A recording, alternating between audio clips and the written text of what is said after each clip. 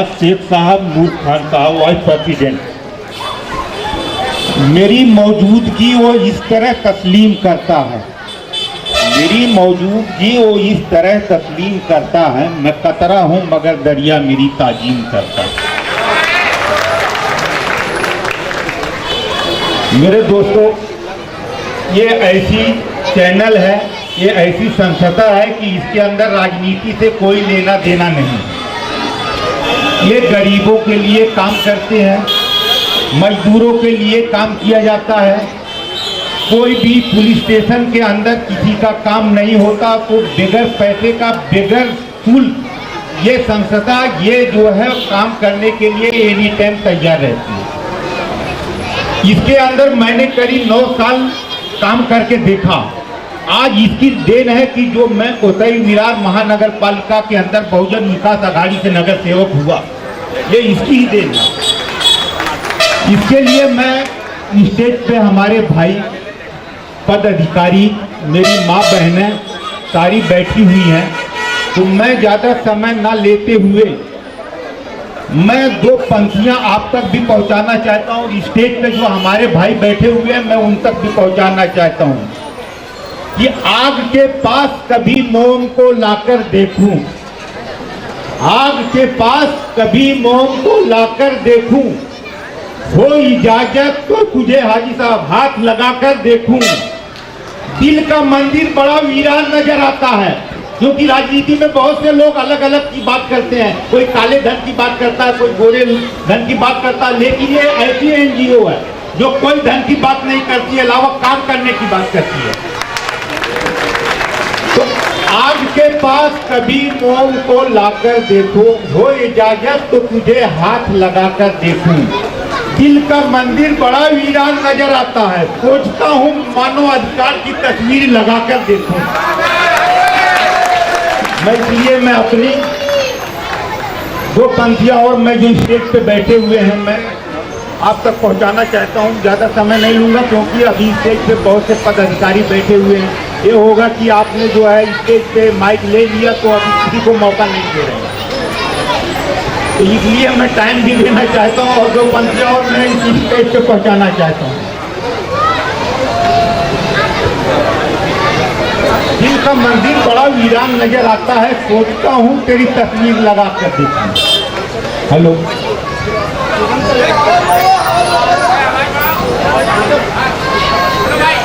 सूरज, hello, आवाज जरा बढ़ाना भाई। हेलो, सूरज सितारे चांद मेरे साथ में रहे। ये पार्टी के अंदर सब लोग हैं, हर धर्म के लोग, हिंदू, मुस्लिम, सिख, ईसाई, सारे लोग इस पार्टी के अंदर हैं।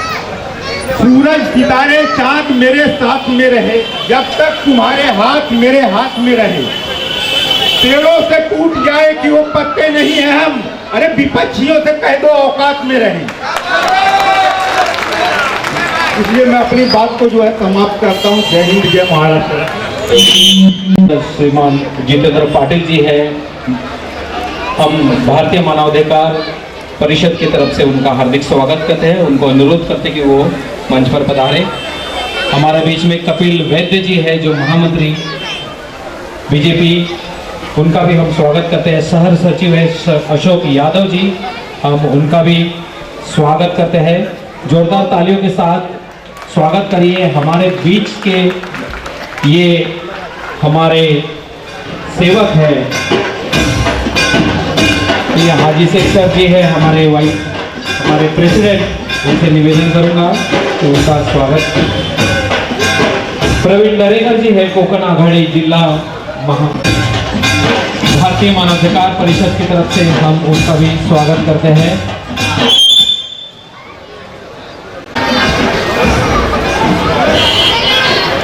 ये गणेश पवार जी है जो सचिव बीजेपी, इनका भी हम। अंसारी एंड टीम भिवंडी शहर वाइस प्रेसिडेंट हमारे बीच में है। ये परिवार है भारतीय मानवाधिकार परिषद के। आप देख सकते हैं ये एक ही एरिया से नहीं है, हर एक एरिया से, पूरे महाराष्ट्र से, और ये धीरे धीरे पूरे हिंदुस्तान में फैला हुआ ये परिवार है जो आपके शहर में पहली बार। हम सभी का बहुत बहुत स्वागत करते हैं। भारतीय मानवाधिकार परिषद आप सभी का बहुत बहुत स्वागत करता है।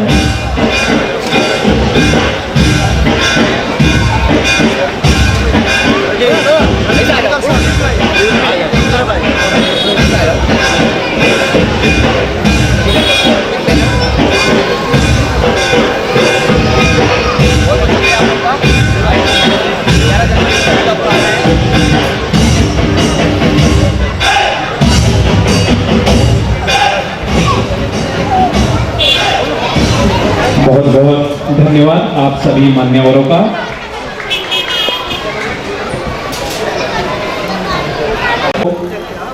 इस विचारधारा से जुड़ेगा उन सबका हम वेलकम करते हैं। इसी वेलकम की धारा में मैं अभी कुछ हमारे यहाँ पे जो नए सदस्य बने हैं इनको अपॉइंटमेंट लेटर और उनकी नियुक्तियां यहाँ पे जाहिर कर रहा हूँ, और उसके लिए मैं आमंत्रित कर रहा हूँ अमोल चूरी जी, जो इनकी टीम में जो मेंबर बने हैं वो उनको उनके जो इन्वॉल्वमेंट के जो लेटर्स है, आई कार्ड्स वगैरह है वो देंगे और परिवार में उनका स्वागत करेंगे। ये है president Maharashtra state action team के Amol Churi. Maharashtra district women's health protection Mrs Deepa Joshi, आदी साहेबांच्या हस्ते त्यांचा सत्कार होईल।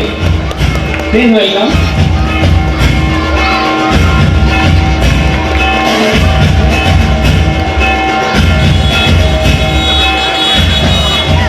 दूसरी होईल Konkan division police protection wing.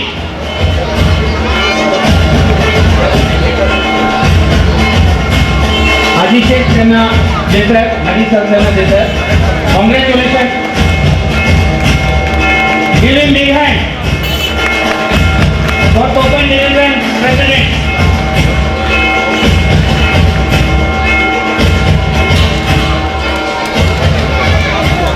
तिसरी नियुक्ती इथे देण्यात येत आहे Miss Harshangi Meghraj Bhoir, president Vasai taluka environment protection. चांगलं कार्य करत आहे, आजी सरांच्या हस्ते त्यांना आपण देत आहोत। त्या छोट्या मुलीसाठी प्लीज एकदा जोरदार टाळ्या।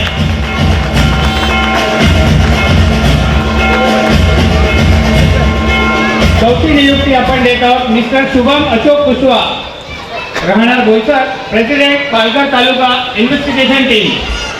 हाजी सर त्यांना देतील। Please give him big hand.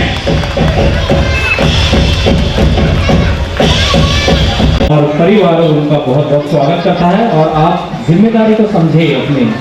हम चाहते हैं कि परिषद के राष्ट्रीय अध्यक्ष हाजी शेख सर, राष्ट्रीय उपाध्यक्ष Asif Khan, western region India अध्यक्ष अर्जुन नायर सर और उपस्थित सभी मेरे भाई बहन। भारतीय मानवाधिकार परिषद इस संस्था 2013 में राष्ट्रीय अध्यक्ष हाजी सर और नेशनल बॉडी के लोगों के बदौलत अपने इंडिया में चालू हुई। ये संस्था मैं 2014 में ज्वाइन की, नासिक से मैं हूँ। इस संस्था ज्वाइन करने के पहले मैं दूसरे एक एनजीओ में काम करता था, लेकिन कुछ लोगों के लिए ही मैं काम कर पाता था।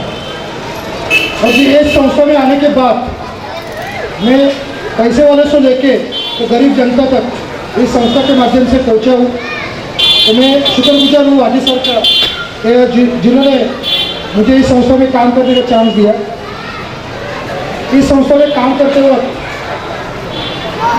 लोग बोलते हैं जात पात धर्म मजहब, लेकिन मैं बोलता हूँ मैं इस संस्था में काम करने की वजह से और मेरी टीम की वजह से मैं सिर्फ दो ही जात को पहचानता हूँ। आप बोलोगे दो जात और कौन सी, तो एक औरत और एक मर्द। मैं दो ही जात के ऊपर काम करता हूँ, क्योंकि भारतीय मानवाधिकार परिषद का मतलब ही है अगर इधर जात पात धर्म मजहब अगर करके काम करने की कोशिश करेंगे तो कोई भी आदमी अपने पास आएगा नहीं। इसलिए ना छोटा ना बड़ा, सिर्फ औरत और मर्द ये दो ही जात में मान के मेरे टीम के साथ में नासिक में काम चालू किया। काम चालू करते वक्त जो लोगों का हमने प्रॉब्लम सॉल्व किया उसके बदौलत हाजी सर से 2017 में 11 जनवरी को नासिक में संस्था की 4th एनिवर्सरी नासिक में करने के हमें चांस दिया। तो मैं आप सबको इस मंच से उस कार्यक्रम के लिए सादर आमंत्रित करता हूँ कि आप उस कार्यक्रम में आइए और नासिक में आप आके हमारे कार्यक्रम की शोभा बढ़ाइए। भारतीय मानवाधिकार परिषद में काम करते वक्त बहुत से ऐसे कुछ वाकया है जो, लेकिन इधर टाइम की वजह से मैं इधर बात नहीं कर सकता, लेकिन एक छोटा सा जो मैं खुद एक्सप्लेन कर सकता हूँ। मैंने खुद ने उधर देखा है। मैं मेरा ससुराल जा रहा था, वो आजिल था, लेकिन जाते वक्त मैं जानना मेरे लड़की को छोड़ने को जा रहा था। तो जाते वक्त एक छोटे से गांव में एक फ्रूट के गाड़ी पे एक औरत को उसके घर वाले ने बुरी तरह से पीट रहा था रोड के ऊपर। आजू बाजू करीब 100-125 लोग वो देख रहे थे, लेकिन कोई बंदा वो लेडीज़ को छुड़ाने के लिए आया नहीं। मैंने मेरे ड्राइवर को बोला कि गाड़ी रोको। गाड़ी रोकने के बाद मैं वो बंदे के पास गया। पहले तो उसको एक रख दिया और फिर उसको बोला चल फिर गाड़ी पे। वो औरत को गाड़ी में बैठाया और सीधा पुलिस स्टेशन में लेके गया। पुलिस स्टेशन में जाने के बाद पीआई साहब को मैंने मेरा कार्ड दिखाया और फिर पीआई साहब ने वहाँ से पुलिस वैन जहाँ पे वो वाकया हुआ वहाँ पे पुलिस कर्मचारियों को भेज के वहाँ के लोगों की उन्होंने पंचनामा के जैसा किया। और उस दिन उस औरत को जो न्याय मिला वो सिर्फ भारतीय मानवाधिकार परिषद की वजह से मिला। और वही पीआई साहब जो पुलिस स्टेशन में पीआई थे, उन्होंने मुझे उनके करीबी एक रिलेटिव का नंबर दिया। सर आपके संस्था में इस आदमी को आप ज्वाइन करिए जो बीड से बिलोंग करता है, सदाशिव भालेराव उनका नाम है। उसी भालेराव सर ने नासिक के एक लड़की का प्रॉब्लम सॉल्व किया जो मेरे एक फ़ोन कॉल पे, जो कि नासिक की लड़की जो नगर में दी थी, लेकिन उसके घर वाले महाराष्ट्र गवर्नमेंट का महिला बाल कामगार जो है डिपार्टमेंट, उसमें वो अच्छी पोस्ट पे काम कर रहा था, लेकिन महिलाओं के पोस्ट में काम करते वक्त भी वो अपने घर पे अपने मिसेज को बहुत तकलीफ देता था। और उस दिन वो लड़की को इतना मारपीट करने के बाद वो लड़की जब बस में बैठी और फ़ोन किया हमारे एक मेंबर को, तो मेंबर ने मुझे बोला सर ऐसे ऐसे एक लड़की का फ़ोन आया है, बोला उसको मेरा नंबर दो, मैं बात करता हूँ। उस लड़के ने मुझे फ़ोन किया, उसको बोला आप तुरंत पीछे जाओ और जहाँ पे वाकई हो वहाँ पे पुलिस स्टेशन पे जाके कंप्लेंट दर्ज करिए। अगर वहाँ पे कंप्लेंट दर्ज नहीं होती है तो वहाँ से मुझे OPI से बात कराइए। उतने देर में मेरे हमारे जो जिला अध्यक्ष थे भालेराव करते, उनको बोला कि ऐसे में पुलिस स्टेशन में आप जाइए, ऐसे ऐसी समस्या है। आधे घंटे में वो आदमी को उसने पुलिस स्टेशन से वो आदमी को अरेस्ट किया, उसके ऊपर केस दर्ज हुआ। वो आज नौकरी में भी नहीं हो, लेकिन बाद में उन्होंने माफ़ीनामा लिख के दिया और आज फिर से वो लड़की अच्छी तरह से उसका संसार कर रही है। ये सिर्फ इस संस्था के बदौलत मैं किसी के या हमारे टीम में बहुत से ऐसे लोगों के घर जो उजड़ते हुए बसा है, तो मैं ऐसे हमारे राष्ट्रीय अध्यक्ष आदित्य सर सेठ का और पूरे भारतीय मानवाधिकार परिषद परिवार का मैं तहे दिल से शुक्रिया अदा करता हूँ। और इस संगठन से ज़्यादा आप जुड़िए और यहाँ के जो लोकल लोग हैं, जो नूर भाई है, शंकर भाई है, इनको आप कोऑपरेट करिए। आपकी कोई भी समस्या है तो आप हमारे संस्था का जो हेल्पलाइन नंबर है उस पर भी आप शिकायत दर्ज कर सकते हैं।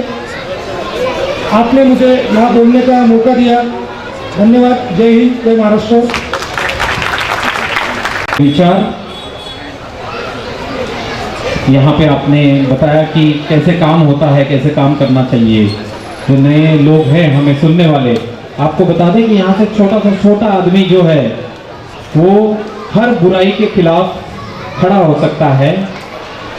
हर आदमी के, जैसे मैंने बोला कि हर आदमी में कोई ना कोई अच्छाई होती है, केवल वो प्रेजेंट करने का वो तरीका नहीं है, उसको पता नहीं है कि कैसे मैं बोलूं। तो आपको ये जो बैनर है वो बोलने का तरीका, आप जो भी बोलना चाहते हैं इस बैनर के नीचे आप आ सकते हैं। इसीलिए ये प्रोग्राम आपके एरिया में रखा है कि हम आपको बता सके कि यहाँ पे आपकी परेशानी, आपकी अच्छाई, किसी के प्रति आपके जो अच्छे भाव है, किसी को आपको हेल्प करना है, कोई आपको नहीं सुन रहा है और आप सही में करेक्ट हो, गलत नहीं हो, तो ये बैनर, ये परिवार आपके पीछे है। चलिए, आप बहुत देर से जिसका इंतजार कर रहे थे, हमारे बीच में एक जैसे बताया कि बहुत एक्टिव कलाकार हमारे बीच में है, तो मैं फिर से एक बार आपके ये काम करती है। तो मैं चाहूंगा कि आप जितना भी सहयोग देंगे तालियों का हमारे मान्यवरों के लिए, उतना मुझे अच्छा लगेगा। जोरदार एक बार फिर हो जाए। और लीजिए, मैं अब ले चलता हूं आप लोगों को। अमिताभ बच्चन कौन है? अमिताभ बच्चन, बिग बी जिसको कहते हैं, बिग बी अमिताभ बच्चन। अमिताभ बच्चन की आवाजें आप लोगों ने बहुत सारी सुनी है टीवी पर, इधर उधर, लेकिन मैं आपके सामने 5 आवाजें निकालता हूं अमिताभ बच्चन की। 5 आवाजें। आप बोलेंगे 5 आवाजें कैसे? अमिताभ इंडस्ट्री में आने के बाद अभी तक उनके आवाजों में बदलाव होते गया। हर फिल्म में उन्होंने अलग अलग आवाज दी है। सबसे पहली आवाज आपके सामने पेश कर रहा हूं। शोले फिल्म आंखों के सामने लाइए, या दीवार फिल्म आंखों के सामने लाइए, और उसमें शोले और दीवार, ये दोनों का मैं डायलॉग आपके सामने पेश करता हूं। आवाज बराबर लगे, उसके बाद में कैसे कैसे चेंज होता गया आवाजों में, उनके गले में कैसा फर्क पड़ता गया, वो आपके सामने एक एक डायलॉग पेश करूंगा। तो लीजिए, सबसे पहले अमिताभ की शोले फिल्म में आवाज पतली थी। जब इंडस्ट्री में आए थे तो उनकी आवाज पतली थी, वो भी पतले थे। किस तरह से, देखिए आवाज कैसी थी। अगर किसी ने भी हलने की कोशिश की तो एक को फोन के रखूंगा। गब्बर सिंह, अपने आदमियों से कह दो कि हथियार नीचे रखे। जाओ तुम पहले उसकी साइन लेके आओ जिसने 1000 और 500 का नोट बंद कर दिया है। सबसे पहली आवाज थी, फिर आवाज चेंज हो गई। कालिया फिल्म आई, कालिया फिल्म में अमिताभ की आवाज चेंज हो गई, थोड़ी घुर्री आवाज निकाली उन्होंने। कैसे? अरे चढ़ा तो लोहे की जंजीरें, चढ़ा तो सर से पांव तक लोहे की सलाह के जिले साहब। कालिया की हिम्मत का अंदाजा नहीं, कालिया हाथ दीवार फाड़ के जा सकता है। ये आवाज उनकी थी। फिर आवाज चेंज हो गई। अग्निपथ फिल्म आई, अग्निपथ में उन्होंने आवाज अपनी पूरा ढंग ही चेंज कर दिया। अग्निपथ देखिए कैसे। कंचा बोलो, ये विजय दीनानाथ चौहान पूरा नाम। बोलो, सारा शीशे के महल में रहता है। कंचा कांच का महल में रहता है। साला अपन को कुछ नहीं मांगता है। दिन कर रहा हो, सारा टोपी संभाल, हवा बहुत तेज चलता है। बोलो। फिर आवाज चेंज हो गई। अमिताभ पान खा के बोलते हैं। पान खाने का अंदाज उनका अलग है। पान खाते कभी कभी कैसे बोलते हैं? अरे भैया, मुक्ता सिंह का नाम सुना है? अरे भैया, मुक्ता सिंह वो है भाई। अरे रास्ते से चल पड़े तो भैया कर्फ्यू लग जाता। देखो डीएसपी साहब, बच्चों का खेल नहीं है, डॉन को पकड़ना। भाई हम नहीं पकड़ेंगे, भाई हम नहीं पकड़ेंगे। हाँ हम नहीं पकड़ेंगे। अब अमिताभ रो के बोलते हैं। रो के क्या बोलते हैं? जितनी भी एडवर्टाइज आप टीवी पर देखते हैं अमिताभ बच्चन की, उसका मसाला मैंने तैयार किया है, आपके सामने पेश करने जा रहा हूं। देखिए, मजा आएगा। अमिताभ रो के बोलते हैं, क्या बोलते हैं? अरे बचपन से लेकर आज तक मैंने अपने कंधे पर सर रख के अपना जीवन गुजारा है। लोगों ने बीच में काम देना बंद कर दिया है। 20 साल तक मैं घर में पड़ा रहा, लोगों ने काम नहीं दिया। अचानक ये कौन बनेगा करोड़पति वाले आ गए और मुझे कहने लगे, भाई हमारे सीरियल में काम करोगे। और मैंने कौन बनेगा करोड़पति सीरियल शुरू की और फिर से मैं करोड़पति बन गया। फिर से करोड़पति बन गया। और जब मुझे काम नहीं मिलता, मेरे घर का सीमेंट जो है, बंगले का सीमेंट है, सारा निकल चुका था, गिर चुका था। तो ये कहां से बोरोप्लस वाले आ गए और बिनानी सीमेंट वाले आ गए भाई। अरे बिनानी सीमेंट वालों ने पूरा सीमेंट लगा दिया और बोरोप्लस वालों ने मेरे पैर की एड़िया ठीक कर दी भाई। फिर भी मैं घबराया नहीं है। ये जया बच्चन कभी कभी खोपड़ी खराब देती है तो नवरत्न तेल ले लेता हूं, खोपड़ी में लगा देता हूं, सो जाता हूं भाई, और कुछ नहीं करता। आज डब्बा लेके जाने की जरूरत नहीं, क्योंकि शौचालय है मेरे घर में ही है भाई। शौचालय मेरे घर में ही है। इसलिए मैं कहता हूं आप लोगों को कि बाहर जाना बंद कर दीजिए, जो भी कुछ करना है घर में कीजिए। और एक बात कहता हूं भाई, आज मेरे पास धन दौलत सोना चांदी सब कुछ है। क्यों? क्योंकि कल्याणी ज्वेलर्स मेरा दोस्त है भाई। कल्याणी ज्वेलर्स मेरा दोस्त है। जिंदगी का कोई भरोसा नहीं, इसलिए LIC मैंने पहले निकाल के रखी है। और हर साल मैं आपके सामने आता हूं। छोटे छोटे पर्दे पर आता हूं, बड़े बड़े पर्दे पर आता हूं। क्यों?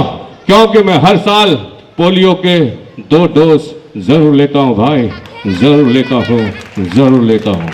Thank you very much. और लीजिए, ये बच्चे मेरे को कभी से परेशान कर रहे हैं। हाँ, ये हमारा देश का भविष्य है। कभी कभी ऐसे बच्चे परेशान कर डालते हैं, दिमाग खराब हो जाता है। मेरे पड़ोस में एक बच्चा रहता है, हमेशा मेरे को परेशान करता है। आया मेरे पास में, अंकल अंकल बोले क्या है? अंकल मैं आपको एक सवाल पूछूं? मैंने बोला पूछो। अंकल आसमान में कौन उड़ता है? मैं बोला आसमान में पंछी उड़ते हैं। तो आप नीचे से बता सकते हो उसमें से नर कौन सा और नारी कौन सी है? मैंने पागल, नीचे से कैसे बताऊंगा उसमें से नर कौन सा और नारी कौन सी है? एकदम इजी। तुमको आता है? हाँ मेरे को आता है। फिर तुम बताओ। अंकल जो उड़ रही है ना वो नारी है और जो उड़ रहा है ना वो नर है। दिमाग खराब नहीं होगा? ऐसे ऐसे परेशान कर डालते हैं बच्चे, कुछ समझ में नहीं आता है। मैं एड्रेस ढूंढते ढूंढते किधर किधर लोखंड वाला कॉम्प्लेक्स में एक बिल्डिंग है, वो बिल्डिंग का नाम है ग्रीन विला। वो बिल्डिंग, मेरा 20वें माले पे प्रोग्राम था, उनके घर के अंदर प्रोग्राम था। और बात बताता हूँ, मैं एड्रेस ढूंढते ढूंढते चला गया नीचे, एक पान वाले को पूछा, मैंने बोला भैया ग्रीन विला बिल्डिंग किधर है? तो बोला ग्रीन विला बिल्डिंग। उसने एक बच्चे को बोला, ए पप्पू ए इधर आ। पप्पू आया, क्या क्या? बोले अंकल को देख ग्रीन विला बिल्डिंग चाहिए। अरे ग्रीन विला बिल्डिंग चाहिए? हाँ चलो। बिल्डिंग के पास लेकर आया। अंकल ये देखो ये ग्रीन विला बिल्डिंग। मैं बोला 20वें माले पे जाने का है। किसके पास जाने का? मैं बोला मन्नू भाई शाह। हाँ मन्नू भाई शाह 20वें माले पे। लिफ्ट के पास आया, लिफ्ट का बटन दबा रहा है। मैंने बोला क्या हो गया? कुछ नहीं, 3 दिन हो गया बंद है। मैंने बोला बाबा 20वें माले पे जाने का है। तो